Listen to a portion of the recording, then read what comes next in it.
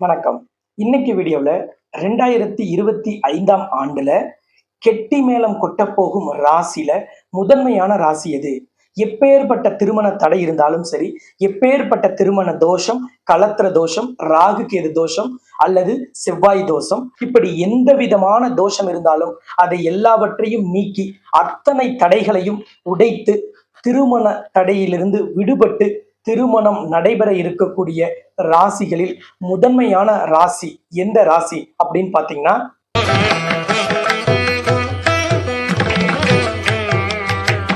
கடக ராசி அல்லது கடக லக்னம். இன்னைக்கு காலகட்டத்துல பெரும்பாலானவங்களுக்கு இருக்கக்கூடிய சிக்கல், தனக்கோ தன்னுடைய பிள்ளைகளுக்கோ ஒரு நல்ல வரன் அமையுமா, நம்ம வரன் தேடி முடிச்சிடுவோமா.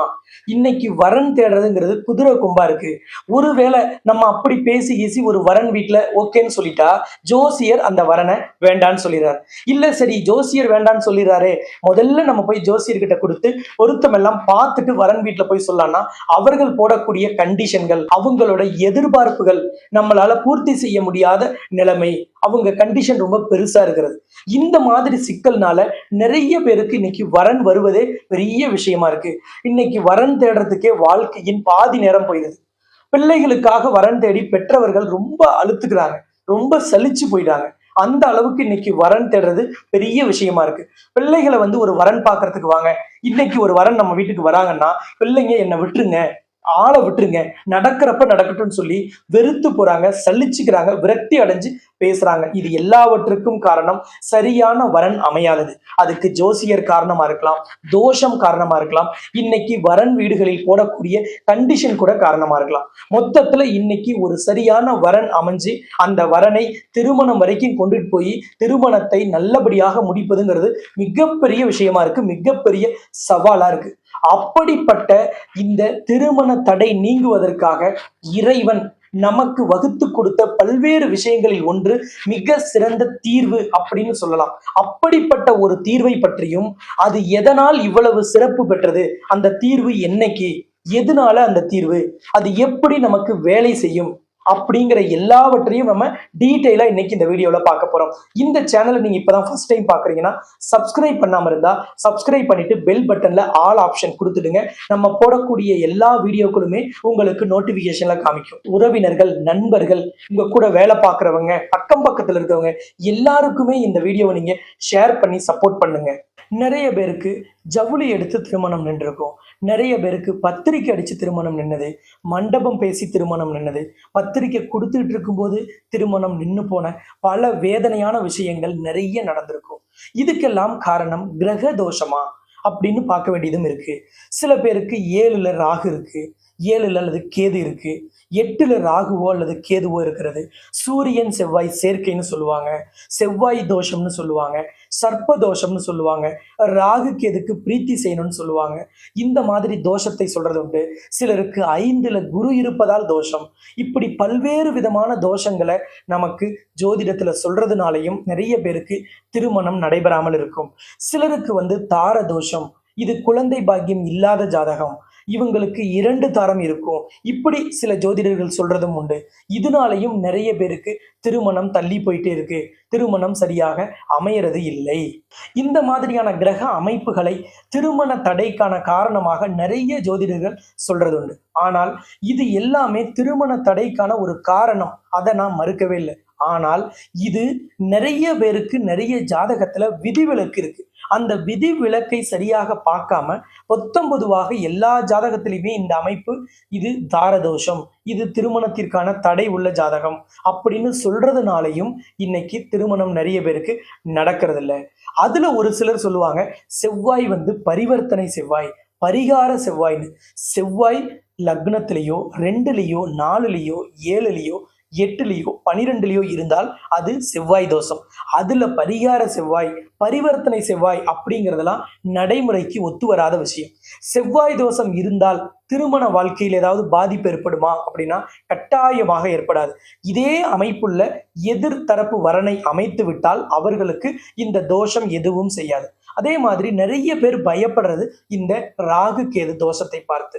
பாம்பை பார்த்தால் படையும் நடுங்குங்கிறதுக்கு ஏற்ப ஜோதிடத்திலையுமே இந்த ராகு கேதுவை பார்த்து பெரிய அளவில் பயப்படுபவர்கள் உண்டு. ஜோதிடர்களே இதை பார்த்து பெரிய அளவில் பயமுறுத்துறதும் உண்டு, அவர்கள் பயந்து போறதும் உண்டு. ஆனால் இந்த ராகு கேது ஒரு ஜாதகத்துல இருக்குன்னா இது என்ன காரணத்துக்காக இருக்கு, இது எது மாதிரியான தாக்கத்தை ஏற்படுத்தும்னு இப்ப இந்த வீடியோ மூலம் நீங்க தெரிஞ்சுக்கிட்டீங்கன்னா ராகு கேது தோஷம்னா ஓ இவ்வளவுதானா அப்படின்னு நீங்க நினைக்கலாம்.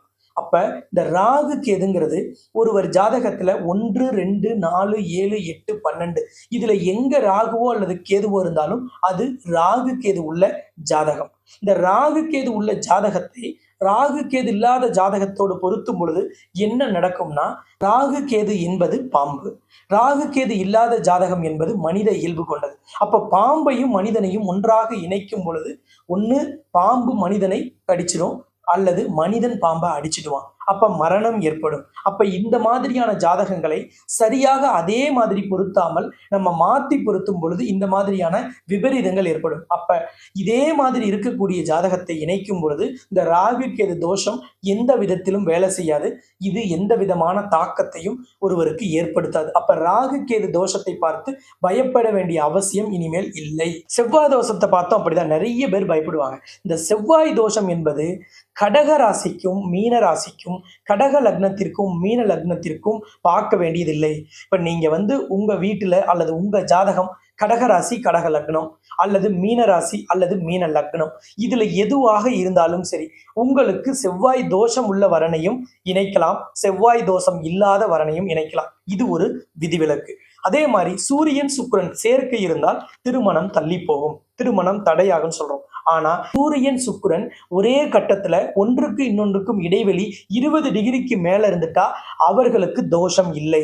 அப்ப இது சூரியன் சுக்கிரன் சேர்க்கையில விதிவிலக்கு. நிறைய பேர் 5ஆம் இடத்தில் ராகு இருந்தால் புத்திர பாக்கியம் இல்லை, குழந்தை பாக்கியம் இல்லை அப்படின்னு சொல்லுவாங்க. கட்டாயமாக ஒருவர் ஜாதகத்தில் லக்னத்திற்கு 5ஆம் இடத்தில் ராகுவோ கேதுவோ இருந்தால், ராகு இருந்தால் அவர்களுக்கு முதல் குழந்தை ஆண் குழந்தையும், கேது இருந்தால் முதல் குழந்தை பெண் குழந்தையும் கிடைக்கும்.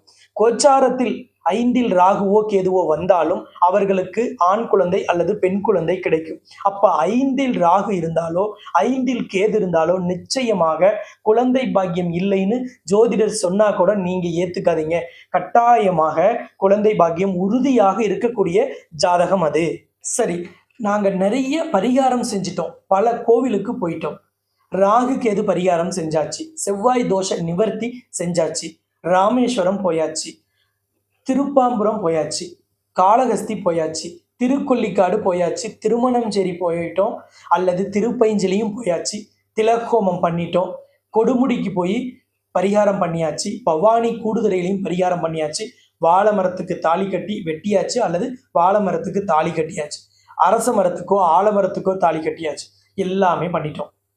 திருமணஞ்சேரியில வாங்கிட்டு வந்த மாலை கூட மக்கி போய் உதிர்ந்து போயிருச்சு, ஆனால் திருமணம் நடக்கல. அப்படின்னா இது எல்லாமே பொதுவான பரிகாரங்கள். திருமண தடைக்கான பொது பரிகாரங்கள்ல இதெல்லாம் வந்துடும். அப்ப உங்களுக்கு கடைசி பரிகாரம், அதாவது திருமண தடைக்கான கடைசி பரிகாரம் இதுதாங்க கடைசி, இதுக்கு மேல திருமண தடைக்கு பரிகாரம் இல்லை அப்படின்னு ஒரு பரிகாரம் இருக்கு. சாஸ்திரப்படி கடைசி பரிகாரமாக இறைவனே செய்த பரிகாரம், இது கடவுள் செய்த பரிகாரம். கேட்கவே ஆச்சரியமா இருக்கும், இப்படியா கடவுள் செஞ்ச ஒரு பரிகாரம் இருக்கா அப்படின்னு நீங்க நினைக்கலாம். அப்படிப்பட்ட ஒரு பரிகாரம், அந்த பரிகாரத்திற்கு பெயர் சுயம்வர கலா பார்வதி ஹோமம். இந்த ஹோமத்தை யார் செஞ்சா முதல்ல அப்படின்னா சிவபெருமானை திருமணம் செய்து கொள்வதற்காக பார்வதி தேவி செய்த ஹோமத்திற்கு பெயர் தான் சுயம்வர கலா பார்வதி ஹோமம். இந்த சுயம்வர கலா பார்வதி ஹோமத்தை முதலில் செய்தது பார்வதி. இதில் பயன்படுத்தும் மூல மந்திரம் வழிமுறைகள் எல்லாமே பார்வதி தேவி எப்படி பயன்படுத்தினாரோ அதன் அடிப்படையில் அந்த மந்திரத்தை முதலில் பார்வதி தேவி உச்சரித்த மந்திரத்தை தான் இந்த ஹோமத்தில் மூல மந்திரமாக பயன்படுத்தி இந்த சுயம்வர கலா பார்வதி ஹோமம் செய்வது வழக்கம். ஒரு திருமணத்துக்கு வரன் பார்க்குறவங்க எல்லாம் சேர்ந்து ஒரு சுயம்வர நிகழ்ச்சி ஏற்பாடு பண்றாங்க. மணமாலை நடக்குது. மேட்ரிமோனிக்காரங்க ஒரு சுயம்வரம் நடத்துறாங்க, அல்லது மணமாலை அப்படிங்கிற நிகழ்ச்சி நடத்துறாங்க, அல்லது ஒரு குறிப்பிட்ட சமூகத்துக்காரங்க அவர்களுக்குள்ளாக வரன் பார்க்குற ஒரு நிகழ்ச்சி ஏற்பாடு செய்கிறாங்க. இதையெல்லாம் மண்டபத்தில் ஏற்பாடு செய்யும் போது அந்த மண்டபத்தில் கூட இந்த ஹோமத்தை செய்வதை நிறைய பேர் கேள்விப்பட்டிருக்கலாம், கலந்து கொண்டிருக்கலாம். அப்படிப்பட்ட ஒரு சக்தி வாய்ந்த ஹோமம் அது. இந்த ஹோமம் திருமண தடைக்கான 100% திருமண தடையை நீக்கும் ஹோமமாக சொல்லப்படுகிறது. 100% தீர்வை தரக்கூடிய கடைசி பரிகாரமான இந்த சுயம்வர கலா பார்வதி ஹோமம் எங்க நடக்குது, என்ன விசேஷம் அப்படிங்கிறது தான் இப்ப நம்ம பார்க்க போறோம். இந்த ஹோமம் வர ஏப்ரல் 13ஆம் தேதி ஞாயிற்றுக்கிழமை உலகின் முதல் அஷ்டலக்ஷ்மி நவகிரக திருக்கோவில் நடக்குது. இந்த கோவில் சேலம் மாவட்டம் தலைவாசல்ல இந்த ஆலயம் அமைந்திருக்கு. இந்த ஆலயத்துல தான் இந்த சுயம்வர கலா பார்வதி ஹோமம் வர பௌர்ணமி அன்னைக்கு நடைபெற இருக்கிறது. அன்னைக்கு பௌர்ணமி காலையில 6:32 வரைக்கும் இருக்கிறதுனால சனிக்கிழமை தொடங்கிய பௌர்ணமி ஞாயிற்றுக்கிழமை 6:32 வரைக்கும் தொடருவதால் சூரிய உதயத்திற்கு பிறகும் பௌர்ணமி இருப்பதால் ஞாயிற்றுக்கிழமையில் இந்த ஹோமம் ஏற்பாடு செய்யப்பட்டிருக்கு. இந்த உலகின் முதல் அஷ்டலக்ஷ்மி நவகிரக திருக்கோவில்ல செய்வதில் என்ன விசேஷம் அப்படின்னு பார்த்தீங்கன்னா, இது மகாலட்சுமியின் ஆலயத்துல நடைபெறக்கூடிய ஹோமம். இங்கே மகாலட்சுமி கருவறையில் அஷ்டலக்ஷ்மியாக காட்சி தருகிறார். லக்ஷ்மியின் பின்புறத்தில், அதாவது லக்ஷ்மியின் கட்டுப்பாட்டுல நவகிரகங்கள் பின்புறத்தில் கருவறையில் காட்சி தருகிறார்கள். அப்ப இங்கே நவகிரகத்தை மகாலட்சுமி கட்டுப்படுத்தக்கூடிய சக்தியாக இருக்கிறார். மகாலட்சுமி தான் களத்திரக்காரகன் அப்படின்னு சொல்லக்கூடிய சுக்கிரனின் அதிபதி, அதிதேவதை இந்த மகாலட்சுமி. களத்திரக்காரகன் அப்படின்னாலே ஆண் பெண் இருவருக்குமே சுக்கிரன் தான். அப்படிப்பட்ட சுக்கிரனின் அதிபதி, அதிதேவதையான மகாலட்சுமி, அதுவும் அஷ்டலக்ஷ்மியின் முன்னிலையில் அவர்களின் பார்வையிலேயே இந்த ஹோம குண்டம் அமைத்து இந்த ஹோமம் நடைபெறுவது தனி சிறப்பு. இந்த ஆலயத்தில் மட்டுமே இவ்வாறு நடைபெறுவது இன்னும் கூடுதல் சிறப்பு. இங்கே நவகிரகங்களை களத்திரக்காரகனான சுக்கிரன் கட்டுப்படுத்தி இருப்பதால் இங்கே நவகிரகங்களால் ஏற்படக்கூடிய தோஷம், அது குருவாலோ, சூரியனாலோ, சுக்கிரனாலோ, ராகுவாலோ, கேதுவாலோ, சனியாலோ, செவ்வாயாலோ ஏற்படக்கூடிய அனைத்து தோஷங்களையுமே, அதுவும் திருமணம் சார்ந்த தோஷங்களை இங்கே மகாலட்சுமி நீக்கி தருவதால், நவகிரகங்கள் லக்ஷ்மியின் கட்டுப்பாட்டில் இருப்பதால் களத்திரத்தில் ஏற்படக்கூடிய எந்த விதமான தோஷமாக இருந்தாலும், ஏற்கனவே தடைபட்ட திருமணமாக இருந்தாலும், ஏற்கனவே ரத்தான திருமணமாக இருந்தாலும், வாழ்க்கையில் சிக்கல், குடும்ப வாழ்க்கையில் கணவன் மனைவியோடு கருத்து வேறுபாடு அவர்களுக்குள் இருந்தாலும், நீதிமன்றத்தில் உங்களோட குடும்ப நல நீதிமன்றத்தில் உங்களோட இல்லற வாழ்க்கை சம்பந்தமான வழக்கு நடக்குது, அதுக்கு நீங்க விரும்பிய தீர்வு கிடைக்கணும், தீர்ப்பு நீங்க நினைச்ச மாதிரி வரணும்னாலும் இந்த ஆலயத்தில் வழிபாடு செய்வதும் இந்த சுயம்வர கலா பார்வதி ஹோமத்தில் கலந்து கொள்வதும் கூடுதல் சிறப்பு. அப்படிப்பட்ட சிறப்பு வாய்ந்த இந்த ஆலயம் 52வது சக்தி பீடமாகவும் அழைக்கப்படுது. உலகின் முதல் அஷ்டலக்ஷ்மி நவகிரக திருக்கோவிலாகவும் இருக்கக்கூடியது. அப்படிப்பட்ட சிறப்பு வாய்ந்த இந்த ஆலயத்தில் வர பௌர்ணமி, அதாவது ஏப்ரல் 13ஆம் தேதி விடுமுறை நாளான ஞாயிற்றுக்கிழமை இந்த சுயம்வர கலா பார்வதி ஹோமம் ஏற்பாடு செய்யப்பட்டிருக்கு. இந்த ஹோமத்தை முன்னின்று நானே நடத்துகிறேன். அப்ப இந்த மாதம் நடக்கிறதுல என்ன விசேஷம் அப்படிங்கிறதையும் நம்ம பார்க்கணும். பௌர்ணமியில வருது. அதை விட ரொம்ப முக்கியமான விஷயம் என்னன்னா, களத்திரக்காரகனான சுக்கிரன் உச்சம் பெறுவது மீனராசியில். அந்த சுக்கிரன் மீனராசியில் உச்சம் பெறுகிறார். மீன ராசியின் அதிபதி சுபகாரியங்களை ஒருவருக்கு நடத்தி வைக்கக்கூடிய பரிபூரண சுபகிரகமாக, நவ கிரகங்களில் எல்லா விதத்திலும் சுபத்துவம் பெற்று நம்பர் 1 இடத்தில் இருக்கக்கூடிய குரு பகவானின் வீடுதான் மீனராசி. அப்ப மீன ராசியில் சுபகாரியங்கள் நடத்தும் அந்த இடத்தில் சுக்கிரன் உச்சம் பெற்று இருப்பது ஒரு சிறப்பு. இன்னொன்னு, அந்த சுக்கிரன் இருக்கக்கூடிய வீட்டின் அதிபதியான குரு சுக்கிரனின் வீடான ரிஷபராசியில் இருப்பது இன்னும் சிறப்பு. அதாவது சுக்கிரன் வீட்டில் குருவும் குருவின் வீட்டில் சுக்கிரனும் இருக்கக்கூடிய பரிவர்த்தனை யோகம் பெற்ற நாள். இந்த நாளுக்கு பெயர் ஜோதிட சாஸ்திரத்தில் மாளவிகா யோகம் உள்ள நாள். இது 6 வருடத்திற்கு ஒரு முறை வரக்கூடிய ஒரு உன்னதமான காலகட்டம். எப்பொழுதெல்லாம் குருவின் வீட்டில் சுக்கிரனும் சுக்கிரனின் வீட்டில் குருவும் வருகிறார்களோ அப்பொழுதெல்லாம் இந்த மாளவிகா யோகம் பிரம்மாண்டமான வெற்றியை தரும். திருமண தோஷத்தில், திருமண தடையில், விரும்பிய வரன் வருவதில் மிகப்பெரிய ஒரு மாற்றத்தை நிகழ்த்தும். திருமணம் ஆகாத எப்பேற்பட்ட நபர்களுக்குமே இந்த ஹோமம் திருமணம் நடத்தி வச்சிரும். இன்னொன்னு, இந்த ஆலயம் மகாலட்சுமி கலத்திரக்காரகனான சுக்கிரனின் அதிபதியான மகாலட்சுமியின் முன்னிலையில் நடைபெறக்கூடிய ஒரு ஹோமம். அஷ்டலட்சுமியும் இங்கே ஒரே விக்கிரகத்தில் இருக்கக்கூடிய ஒரு அற்புதமான ஆலயம். இது பௌர்ணமி நாளில் நடைபெறுகிறது. பௌர்ணமி என்பது மகாலட்சுமிக்கு மாதத்தில் உகந்த நாள். அதே மாதிரி கிழமைகளில் உகந்த நாள் வெள்ளிக்கிழமை. அப்படிப்பட்ட இந்த பௌர்ணமி நாளில் இந்த ஹோமம் நடைபெறுவது இன்னும் கூடுதல் சிறப்பு. மாளவிகா யோகம் உள்ள நாள், பரிவர்த்தனை யோகம் உள்ள நாள், களத்திர காரகனான சுக்கிரன் உச்சம் பெற்றிருக்கக்கூடிய நாள், களத்திர காரகனான சுக்கிரனின் வீட்டில் பரிபூரண சுப கிரகமான குரு, மங்கள காரியங்களை ஒருவருக்கு நடத்தி தரக்கூடிய குரு, மாங்கல்யத்தை குறிக்கக்கூடிய குரு களத்திரக்காரகனின் வீட்டில் இருப்பது இன்னும் ஒரு கூடுதல் சிறப்பு. இப்படிப்பட்ட இந்த சிறப்பு வாய்ந்த நாளில் என்ன தோஷம் இருந்தாலும், திருமணம் சார்ந்து என்ன விதமான தடை இருந்தாலும், நீங்க எங்க போய் ஹோமம் பண்ணியிருந்தாலும் சரி, எல்லாவற்றையும் மறந்துடுங்க. ஃப்ரெஷ்ஷா இங்க வந்து இந்த ஹோமம் பண்ணிக்கிங்க. நிச்சயமாக விரும்பிய வரன் விரும்பிய நேரத்தில், விரும்பிய விதத்தில் விரைவில் வந்து சேரும். ஒரு உன்னதமான, ஒரு அற்புதமான, ஒரு யோக பலன் தரக்கூடிய, கிரகங்கள் மிக மிக சாதகமாக இருக்கக்கூடிய ஒரு அற்புதமான நாளில் உங்களுக்கு இது கிடைக்கிறது. இந்த வீடியோவை நீங்க பாக்குறீங்கனாலே உங்களுக்கோ அல்லது உங்கள் வீட்டில் இருக்கும் பிள்ளைகளுக்கோ வரன் தள்ளி போகுதுன்னா அதை கடவுள் நீக்க போறாருன்னு அர்த்தம். அதனாலதான் இந்த வீடியோ உங்க கண்ணுக்கு இப்ப தெரியணும் அப்படின்னு இறைவன் நினைக்கிறார். இந்த ஹோமத்துக்கு வருவதற்கு கட்டாயமாக முன்பதிவு செய்யணும். ஏன் அப்படின்னா, எவ்வளவு பேர் வரீங்கன்னு தெரிஞ்சாதான் உங்களுக்கு ஏற்ற ஏற்பாடுகள் செய்ய முடியும். பூஜைகளுக்கான ஏற்பாடுகளை நம்ம விரிவாக செய்ய முடியும். அதனால இப்பவே ஸ்கிரீன்ல தெரிகிற நம்பரை கான்டாக்ட் பண்ணி முன்பதிவு செஞ்சிடுங்க. முதலில் பதிவு செய்பவர்களுக்கு முன்னுரிமைங்கிற அடிப்படையில குறிப்பிட்ட நபர்களுக்கு மேல அங்க உட்கார வைக்கிறதுக்கு இடம் இல்லாததுனால நீங்க கண்டிப்பாக உடனடியாக ஸ்கிரீன்ல தெரிகிற நம்பரை கான்டாக்ட் பண்ணி முன்பதிவு செஞ்சிடுங்க. இந்த சிறப்பு வாய்ந்த நாள்ல நிறைய பேர் முன்பதிவு செய்யறதுனால குறிப்பிட்ட அளவுக்கு மேல நம்ம அனுமதிக்க முடியாது.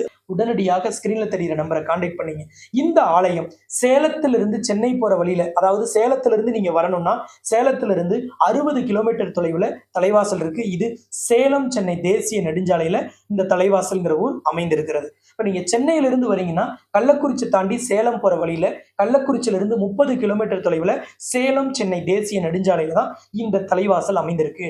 5 நிமிடத்திற்கு ஒரு முறை சேலத்திலிருந்தும் 5 நிமிடத்திற்கு ஒரு முறை சென்னையிலிருந்து, கள்ளக்குறிச்சியிலிருந்து, விழுப்புரத்திலிருந்து, பாண்டிச்சேரி, கடலூர், சிதம்பரம், விருதாச்சலம் இங்கிருந்து எல்லாம் பேருந்து வசதி தொடர்ந்து இருக்கு. நீங்க கார்ல வரணும்னாலும் ஸ்கிரீன்ல தெரிகிற நம்பரை கான்டாக்ட் பண்ணீங்கன்னா உங்களுக்கான கூகுள் மேப் லொகேஷன் அனுப்பி வைக்கப்படும். நீங்க அந்த மேப் லொகேஷனை வச்சு ஈஸியாக ஆலயத்தை வந்து அடைந்து விடலாம். இந்த ஹோமம் ஏப்ரல் 13ஆம் தேதி விடுமுறை நாளான ஞாயிற்றுக்கிழமை நடைபெறுவதால் இன்னும் சிறப்பு. சரி, இதுல உங்க ராசிக்கு என்ன விசேஷம் இதுல கூடுதலாக அப்படின்னு நீங்க கேட்டீங்கன்னா, உங்க ராசிக்கு என்ன சிறப்பு அப்படின்னு கடக ராசி அல்லது கடக லக்னக்காரர்கள் கேட்கலாம். உங்களுக்கு அஷ்டம சனி முடிஞ்சிருச்சு. அஷ்டம சனியில கல்யாணம் பண்ணக்கூடாதுன்னு நிறைய ஜோசியர் சொல்றதுனால கடக ராசி கடக லக்னக்காரர்களுக்கு 2.5 வருஷமா வரன் அமைஞ்சாலும் ஏதோ ஒரு காரணத்துல நீங்க டிலே பண்ணதுனால அந்த வரன் தட்டி போயிருக்கும். அப்ப உங்களுக்கு 11ஆம் அதிபதி ஆசை நிறைவேறும் இடம் அப்படின்னா அது ரிஷப ராசி. 11ஆம் அதிபதி தான் உங்களுக்கு களத்திர காரகன். இந்த களத்திர காரகனான சுக்கிரன் இப்பொழுது 9ஆம் இடமான யோகஸ்தானத்தில் போய் உச்சம் பெற்று இருக்கிறார். அப்ப களத்திர காரகன் யோகஸ்தானத்தில் உச்சம் பெற்று இருக்கும் பொழுது களத்திரம்ங்கிற அந்த யோகத்தை அவர் ஆக்டிவேட் பண்ணிடுவார். 100% வலிமையோடு களத்திர காரகனான சுக்கிரன் யோகஸ்தானத்தில் அமர்ந்திருக்கிறார். அதே நேரத்தில் யோக காரகன்னு சொல்லக்கூடிய குரு பகவான் ஒரு ஜாதகருக்கு சுப காரியத்தை, திருமாங்கல்யத்தை குறிக்கக்கூடிய குரு பகவான் உங்களுக்கு இப்பொழுது 11ஆம் இடமான ஆசை நிறைவேறும் இடத்தில். அப்ப களத்திர காரகனின் வீட்டில் சுப நிகழ்ச்சிகளை நடத்தும் குரு, மாங்கல்யத்தை குறிக்கும் குரு அமர்ந்திருப்பதால் அவர் உங்களுக்கு களத்திரத்தை, திருமணத்தை நடத்தி வைப்பார். இன்னொன்னு கலத்திரக்காரகன் சுக்கிரன் யோகஸ்தானத்தில் உச்சம் பெற்றிருப்பதால் நிச்சயமாக உங்களுக்கு கலத்திரம் விஷயங்களில் யோகம் கிடைக்கும். விரும்பிய ஒரு வரன் வரும். எப்படி நீங்க கனவு கண்டீர்களோ, எப்படி இவ்வளவு நாள் இந்த மாதிரி ஒரு வரன் வரணும்னு ஆசைப்பட்டீர்களோ, அந்த வரன் வருவதற்கு இந்த சுயம்வர கலா பார்வதி ஹோமம் விடுமுறை நாளான ஞாயிற்றுக்கிழமை ஏப்ரல் 13ஆம் தேதி வருது. இந்த விடுமுறை நாள்ல வருவதால் அவசியம் எல்லோரும் கலந்து கொள்ளலாம். உங்களோட பயணத்தை முன்னாடியே திட்டமிடலாம். லீவ் வாங்கணும்னு நினைக்கிறவங்க லீவ் அப்ளை பண்ணி வச்சுக்கலாம். அப்ப கடக ராசி அல்லது கடக லக்னக்காரர்களுக்கு அஷ்டம சனியால் 2.5 ஆண்டு காலம் தடைப்பட்ட திருமண வாழ்க்கை உங்களுக்கு கிடைப்பதற்கும், விரும்பிய வரன் வருவதற்கும், இல்வாழ்க்கையில் இருந்த சிக்கல் நீங்குவதற்கும், இல்வாழ்க்கை சம்பந்தமாக உங்கள் வாழ்க்கை துணையோடு ஏற்பட்ட கருத்து வேறுபாடு நீங்குவதற்கும், அது சார்ந்த வழக்குகளில் நீங்கள் விரும்பிய தீர்ப்பு கிடைப்பதற்கும் இந்த ஹோமம் 100% பலனை உங்களுக்கு ஏற்படுத்தி தரும். அப்ப இந்த ஹோமத்தில் நீங்க கலந்து கொள்வது அவசியம். கடகராசி கடக லக்னக்காரர்களுக்கு இந்த சேனல் இது வரைக்கும் நீங்க சப்ஸ்கிரைப் பண்ணாம இருந்தா சப்ஸ்கிரைப் பண்ணிட்டு பெல் பட்டன்ல ஆல் ஆப்ஷன் கொடுத்துருங்க. இந்த வீடியோவை மற்ற கடகராசி கடக லக்னக்காரர்களுக்கு நீங்க வாட்ஸ்அப் வழியா, வாட்ஸ்அப் குரூப்ல, வாட்ஸ்அப் ஸ்டேட்டஸ்ல ஷேர் பண்ணலாம். அதே மாதிரி ஃபேஸ்புக்ல ஸ்டோரியில வைக்கலாம், ஃபேஸ்புக்ல ஷேர் பண்ணலாம், ஃபேஸ்புக்ல இருக்கக்கூடிய குரூப்களுக்கும் ஷேர் பண்ணலாம். ஏன்னா கடகராசி கடக லக்னக்காரர்கள் 2.5 வருஷமா எவ்வளவு பெரிய திருமண தடையை சந்திச்சீங்கன்னு என்னால உணர முடிகிறது. இதே போல் சிறந்த இன்னொரு வீடியோவில் நாம் மீண்டும் சந்திக்கலாம் என்று கூறி உங்களிடமிருந்து விடைபெறும் நான் ஜோதிட ரத்னா, ஜோதிட கலாநிதி, ஜோதிட செம்மல், மகாலட்சுமி உபாசகர், ஸ்ரீலஸ்ரீ டாக்டர் ராம் பரிமளம் ஆச்சாரிய குருஜி. நன்றி, வணக்கம்.